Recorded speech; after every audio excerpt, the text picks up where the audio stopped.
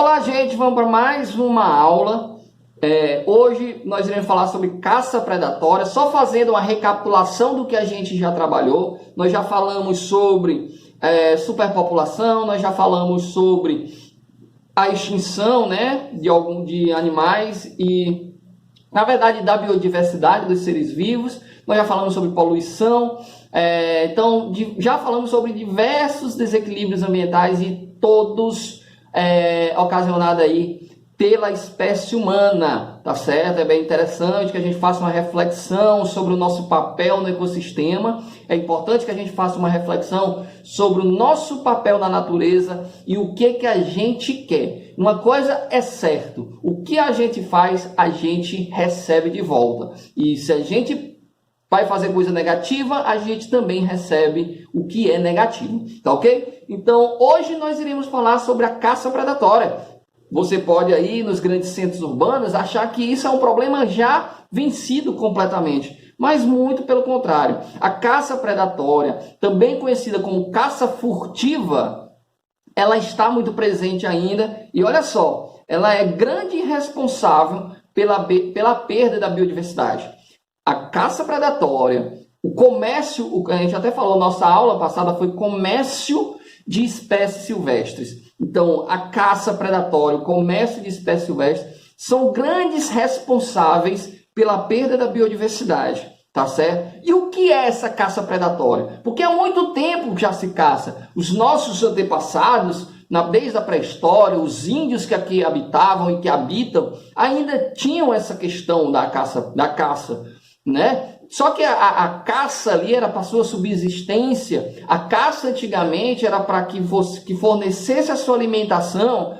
E a caça não tinha, até mesmo em alguns momentos, era como culto. O homem, quando era para se tornar homem de verdade, a criança para se tornar homem de verdade, teria que caçar. E a sua primeira caça seria a sua representação de virilidade, de ser um homem, tá certo? E aí, gente, com esse histórico todo, claro, hoje não tem tanta essa necessidade de caça para subsistir. Claro que ainda existe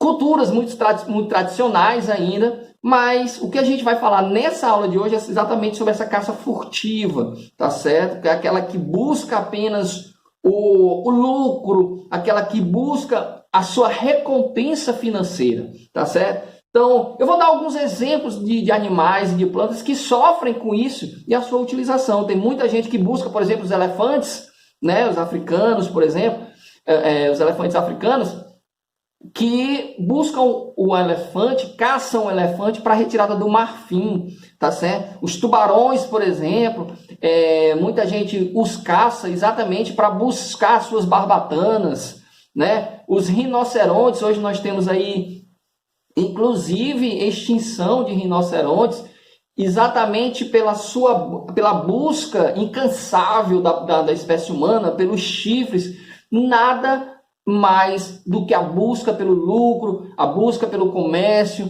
a busca o uso indiscriminado dos recursos naturais. E aí, com isso, não vai pensando em todo um problema que está acontecendo de forma generalizada no ecossistema, na nossa biosfera, tá certo? Nós temos, por exemplo, a extinção do pau-brasil, a busca do pau-brasil, do mogno para móveis, por exemplo, isso aí já no reino das plantas, dos vegetais. Então, várias madeiras, jequitibá, várias madeiras sofrem essa busca exatamente para que sirvam como matéria-prima da construção dos móveis, de mobílias em forma geral, tá certo? Além, como eu já falei, desses animais, elefante, tubarão, rinoceronte, bom, os mais diversos, as aves então sofrem muito devido às suas penas e muita gente quer retirar suas penas para fazer enfeites, para fazer lembrancinhas, tá certo? Então, tudo isso vai ocasionar aí um desequilíbrio ambiental. Essa busca incansável pelo lucro, essa busca incansável pela venda desses recursos naturais, acaba aí, de certa forma, prejudicando, diminuindo a biodiversidade e assim causando uma série de transtornos no ecossistema. E o que você pode fazer? O que a gente que tem um pouquinho ainda de consciência ambiental, ou nem fala em educação, porque se a gente tem educação, a gente não estaria precisando de forma alguma estar estudando sobre um negócio chamado educação ambiental. Se a gente tem educação, não precisaria estar especificando essa educação ambiental, tá certo? Mas você que tem essa consciência, que tenta buscar métodos mais sustentáveis de vida, olha só o que a gente pode fazer.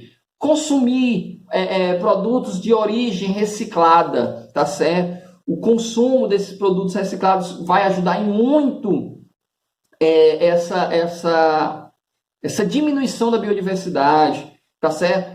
Não comprar de forma alguma, por mais que você viaje e ache bonito e tal, mas não comprar de forma alguma aqueles objetos confeccionados a partir do corpo de animais, de penas, de dentes, tá? Isso não é bom, isso se estimula. Se você compra esse material, você vai estimular o comércio desse produto, que vai buscar mais matéria-prima, e aí mais animais, mais plantas vão morrer, tá certo? Então, quando for adquirir móveis, ter um certo cuidado de buscar se esses móveis são feitos de madeira de reflorestamento, tá certo? Não estimular, isso há muito tempo virou até lei aqui no Brasil, não sei porque as leis do Brasil nem sempre são obedecidas, mas não estimular shows com animais, não estimular, não frequentar circos que possuam animais como parte do seu espetáculo, porque muitas vezes, a maioria das vezes, acontece aí desses animais sofrerem maus tratos, e animal silvestre é para estar na selva, na floresta, no seu habitat natural, e não enjaulado nos circos.